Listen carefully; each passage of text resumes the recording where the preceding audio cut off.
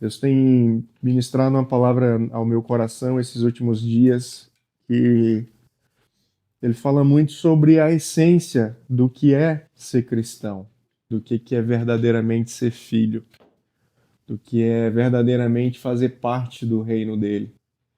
E quando nós conhecemos a Jesus, o, o se entregar para Jesus é uma fase, ele é um momento.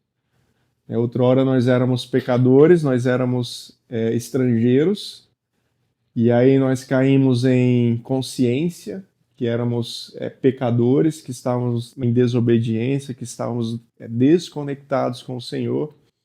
E aí a gente faz um convite para que Ele habite na nossa vida, no nosso coração.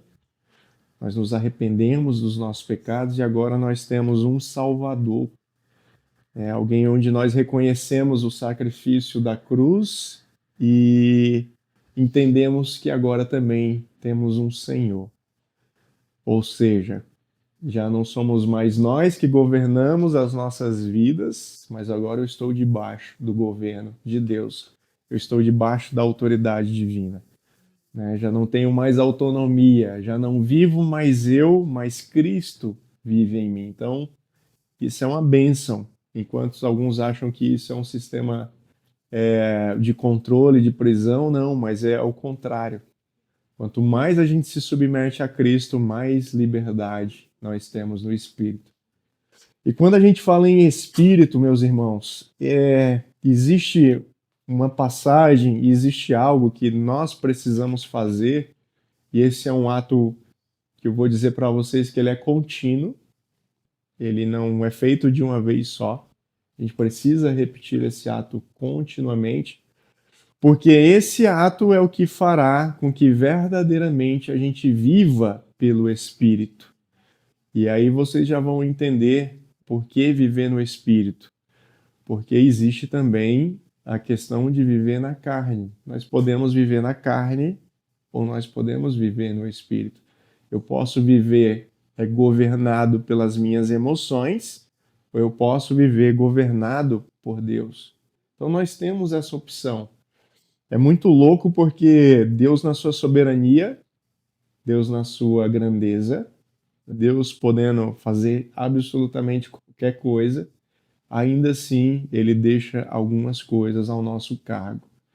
Olha, se vocês fizerem isso, como ele falou lá no Antigo Testamento, se o meu povo se chama pelo meu nome, se humilhar e obedecer e fazer, então existe sim movimentos que nós precisamos fazer para que recebamos aquilo que Deus tem para derramar da parte dele.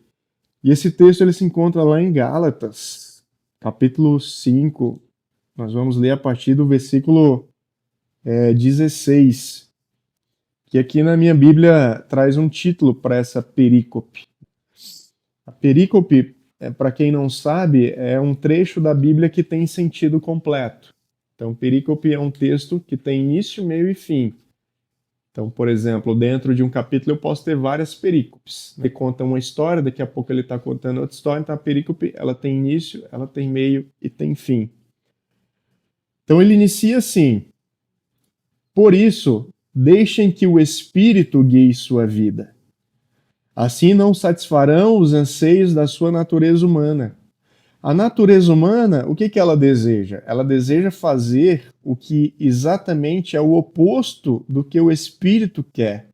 E o Espírito nos impele na direção contrária àquela desejada pela natureza humana.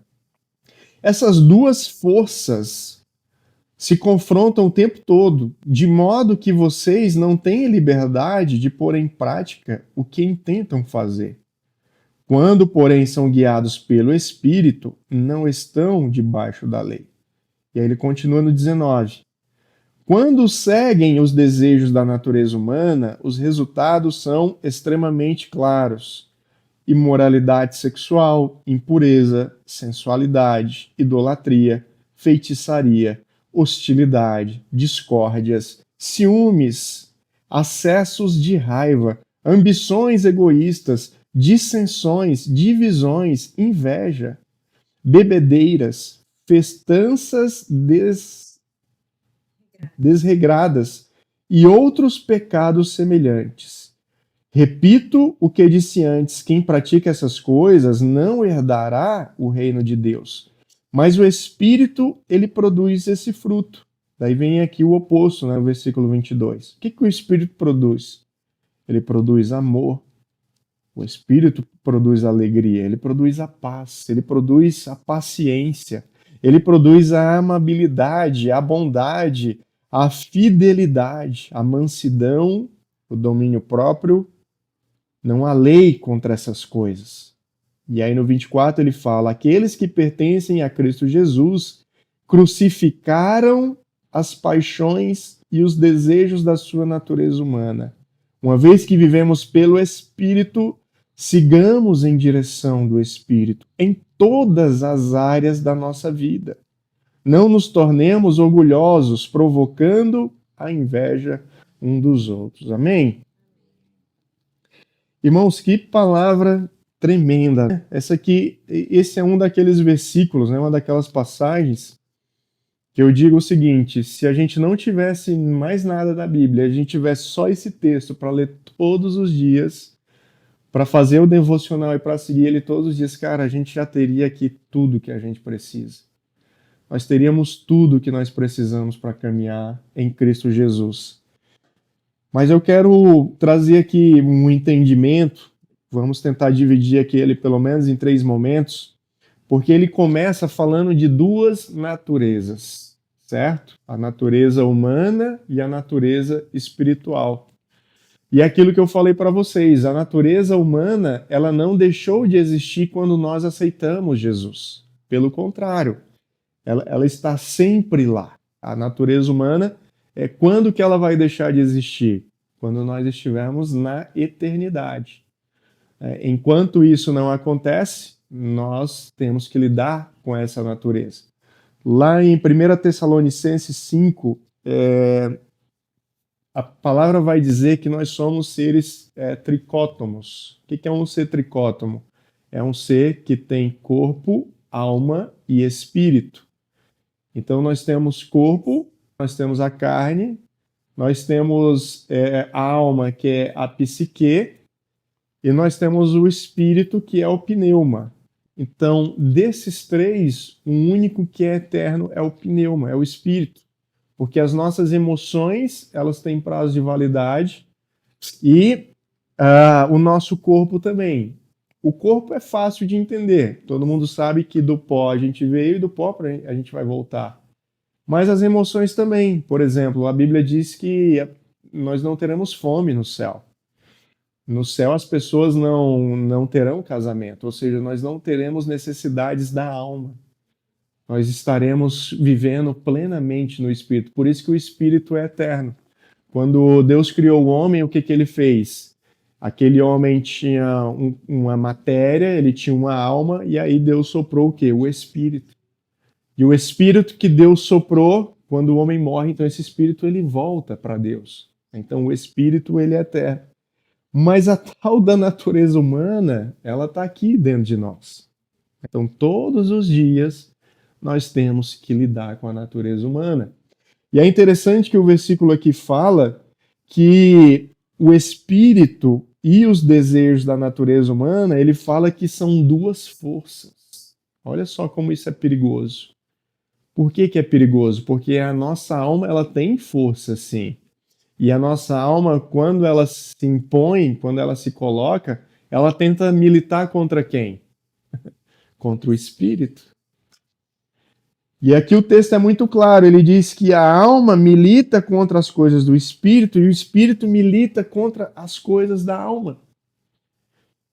E analisando esse texto, existem algumas situações que às vezes são muito perigosas. Esses dias eu estava conversando com uma pessoa de uma igreja, um irmão aí de uma denominação, e ele falou assim: você sabe como é que eu faço para discernir as coisas de Deus? Toda vida que eu sinto a paz, que eu sinto que aquilo é bom, tipo assim, que eu sinto uma alegria na minha alma, eu sinto que é de Deus, mas quando aquilo me traz um certo desconforto, eu sinto que não é de Deus.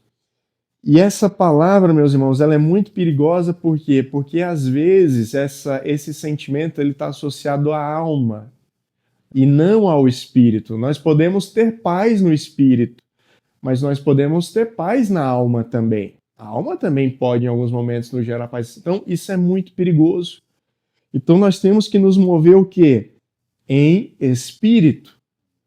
Se nós somos seres espirituais, se a Bíblia diz que quando nós nascemos de novo, nós nascemos espiritualmente, então nós devemos buscar entender a vida espiritual. Nós precisamos ter discernimento da vida espiritual, porque a vida espiritual, ela tem uma implicação muito forte na nossa vida terrena. Vocês estão entendendo? Então, é muito importante buscar o Espírito.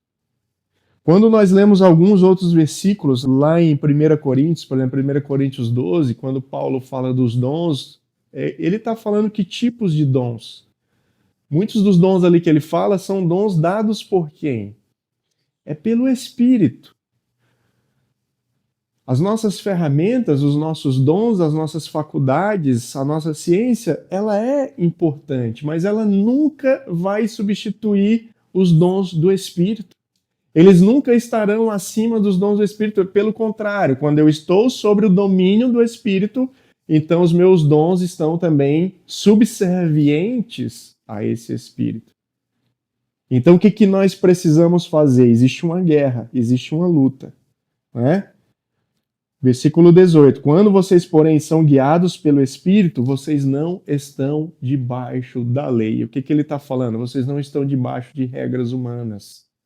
Vocês estão debaixo da lei de Deus, da lei do Espírito. É Ele que nos rege. O Novo Testamento, a Nova Aliança, ela está o tempo todo quebrando a religiosidade que existia no povo do judeu a respeito da Velha Aliança. Então a Velha Aliança, ela serviu até o momento, até a revelação de Cristo. Quando Cristo vem e Ele é crucificado, e aí nós temos o derramamento do Espírito lá em Pentecostes, então agora nós estamos debaixo de um governo, de um Espírito que habita em nós. Olha só que tremendo. Nós temos um Espírito, o Espírito de Deus habita na nossa vida. E por que esse Espírito habita em nós? Porque esse Espírito, ele precisa governar as minhas emoções. E aí a gente pergunta, mas que tipo de emoções são essas? O que o Espírito tem que governar? Aí a partir do versículo 19 ele vai trazer a segunda parte dessa perícope, que só esses versículos aqui a gente poderia, escrever um livro. Porque ele vai dizer o seguinte, quando as pessoas seguem a natureza humana, seguem suas paixões, seguem a sua alma, qual é o resultado disso? Primeira coisa que ele fala, imoralidade sexual, impureza e sensualidade. Vamos botar esses três no mesmo grupo.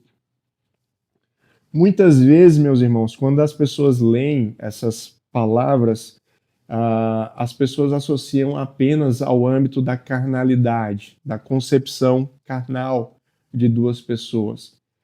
Mas aqui existe uma revelação mais profunda, porque quando ele fala aqui em sensualidade, sensualidade vem da raiz o quê? Sedução. Então, sensualidade é tudo aquilo que seduz a nossa alma que está em desacordo com o espírito. Então, por exemplo, eu posso ser seduzido muitas vezes para ter uma carreira de prestígio, percebe? Não estou falando de algo sexual, mas é algo que eu estou sendo seduzido. Estou seduzido por uma carreira. Eu estou seduzido pelo dinheiro. Eu preciso ter grana. Todo mundo tá com grana e eu não posso ficar para trás. Então o dinheiro, ele é um instrumento de sedução. Percebe?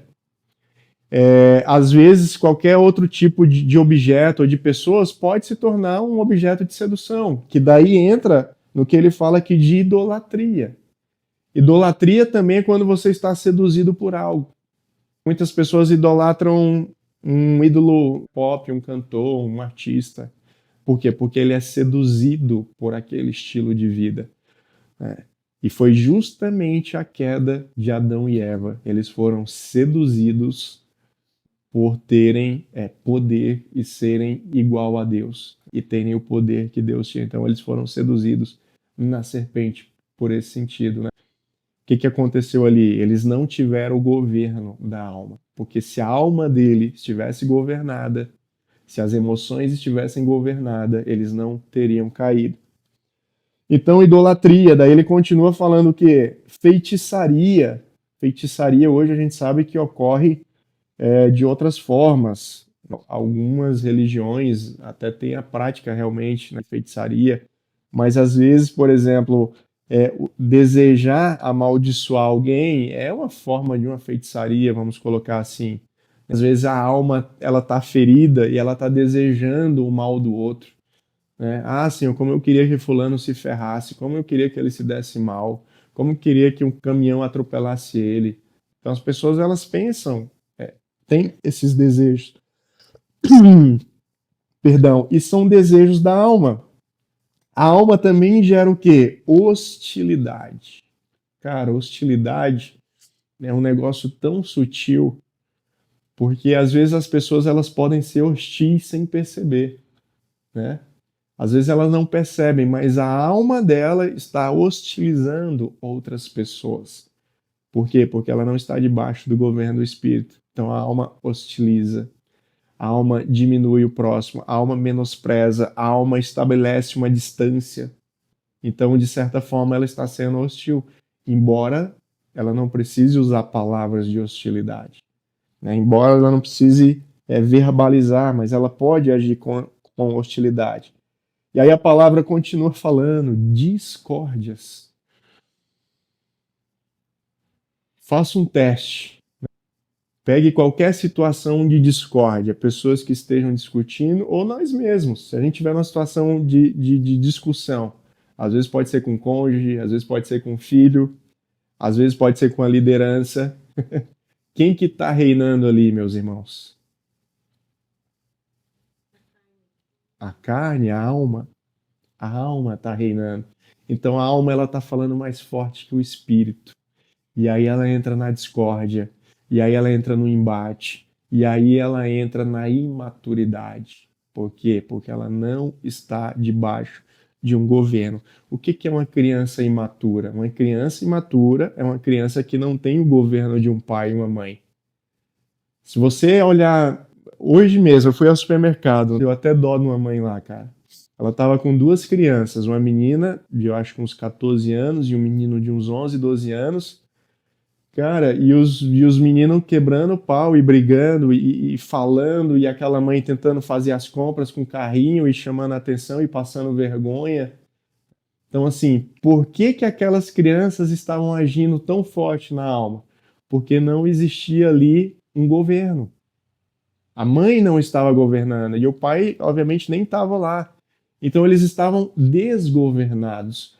Quando a alma está desgovernada, então ela vai falar mais alto do que o espírito. Então ela vai entrar nesses embates, né, de discórdia, ciúmes. Cara, ciúme é coisa da alma. E ciúmes, às vezes a gente pensa sempre no ciúme do parceiro. A gente sempre olha, o parceiro sente ciúme, eu tenho um ciúme, né, do namorado, da namorada, tenho ciúme do meu noivo, da minha noiva, da minha esposa. Só que existe ciúme em amizades. Tem amizade que ela é tão ciumenta que ela chega a ser mal, chega a fazer mal. Por quê? Porque aquela pessoa está sendo governada pela alma. O espírito ali não está governando mais. Então o ciúme ele toma conta. E a alma, ela é como um produto volátil. Cara, basta uma fagulhazinha para ela incendeia muito rápido. A alma é assim, ó, a gente está aqui tranquilo, aí daqui a pouco o inimigo pega uma brecha aqui na minha alma, em algum desses casos, é só uma fagulhinha, pronto, incendeia o apartamento inteiro, incendeia quem estiver próximo de mim, né? A alma, ela é muito inflamável. E aí ele continua falando, Tem mais, ciúmes, acessos de raiva. Muitas pessoas são dominadas pela raiva, pela alma. Ambições egoístas. Tem pessoas que a alma, eu conquistei, foi eu que batalhei para isso. Como é que eu vou dividir com a outra pessoa? Mas, meu Deus, eu ralei tanto, eu suei tanto para ter isso. Então é a alma falando. Divide, cara. Você tem que dividir. O Espírito fala, divide. E aí ele continua, as dissensões, as divisões, a inveja. A inveja, eu digo que ele é um bichinho muito silencioso, a inveja ela é muito transparente, mas a inveja, se a gente não tiver cuidado, ela vai ser dominada pela nossa alma e ela vai ganhar força. E às vezes o desejo vem travestido de inveja. Às vezes a ambição vem travestido de inveja. Então são sentimentos que são muito perigosos. A gente tem que ter muito cuidado para discernir esses sentimentos. E aí ele vai continuar falando aqui de bebedeiras, de festas, né? Daí já um outro nível, e pecados semelhantes. Repito o que disse antes: quem pratica essas coisas não herdará o reino de Deus. E aí a palavra ainda nos deixa um aviso. Olha, se você quer ser governado pela sua alma, você está perdendo o reino. Quanto mais eu me aproximo da alma, mais eu me distancio do espírito e mais eu me distancio do reino. E a pergunta que Deus faz para a gente hoje é o quê? Nós queremos estar perto do reino? Nós queremos caminhar no reino? Nós queremos viver o reino? Ou nós queremos estar longe do reino? Ou nós queremos deixar que a alma governe? Eu sempre falo uma coisa: se for para a alma governar, cara, então nem entra no reino. Se você não está disposto a ser governado pelo Espírito, então nem vem. Porque a proposta de Deus é sermos governados. E aí, meu irmão, depois que eu leio isso aqui, a gente chega agora no último momento, e aí nós já vamos encerrar. Deus tem uma revelação muito forte e muito importante para as nossas vidas. E aí ele vai falar aqui dos frutos do Espírito, que é totalmente o contrário dos frutos da alma, que é o quê? O amor, é a alegria, é a paz. Ao invés de ter um ambiente barulhento, conturbado, de raiva, não, a gente tem que viver o Espírito, é um ambiente de paz. É um ambiente de paciência. Às vezes um tá mais à frente que o outro, não tem problema, a gente tem paciência, vem, irmão, você vai aprender, você vai caminhar. Eu já passei pelo que você passou. Vem junto, vamos junto, você vai passar pelo processo, fica tranquilo, fica calmo. Estamos no mesmo objetivo. Amabilidade, esse ambiente de bondade, de fidelidade, de ser fiel ao Espírito, de ser fiel à movimentação espiritual, ao invés da movimentação de alma, ser manso, né? E aqui essa é fantástica, né? Domínio próprio. Eu acho que o domínio próprio resume tudo. O Espírito nos traz o domínio próprio, nos traz o domínio da alma, nos traz o domínio da natureza humana. Então, essa é a mensagem de Deus. E aí, a gente se pergunta, né? Essa é a terceira parte. Como que nós vamos fazer para atingir isso? O que nós precisamos alcançar para poder atingir isso? Ele fala no versículo 24, né? Aqueles que pertencem a Cristo Jesus crucificaram as paixões e o desejo de sua natureza humanas.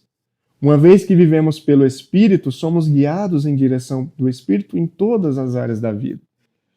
Quando Jesus, meus irmãos, ele foi crucificado na cruz, ali tem uma simbologia muito forte. Porque o que foi crucificado na cruz não foi o Espírito, foi a alma.